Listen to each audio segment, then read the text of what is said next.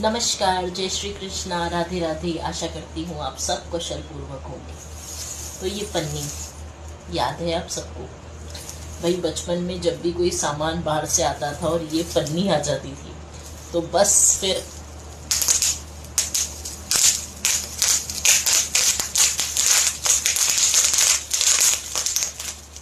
इसको फोड़ने में ही हम घंटों बिता देते थे।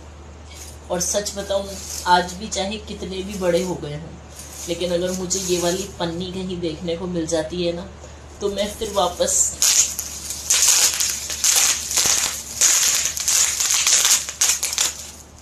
आपको पता है, कभी कभी ऐसी फालतू की चीज़ें कर कर भी बहुत सेटिस्फैक्शन मिलता है दिमाग को, बहुत शांति मिलती है दिमाग को। और इंसान को अपना बचपन तो कभी नहीं खोना चाहिए, चाहे कितने ही बड़े हो जाएं।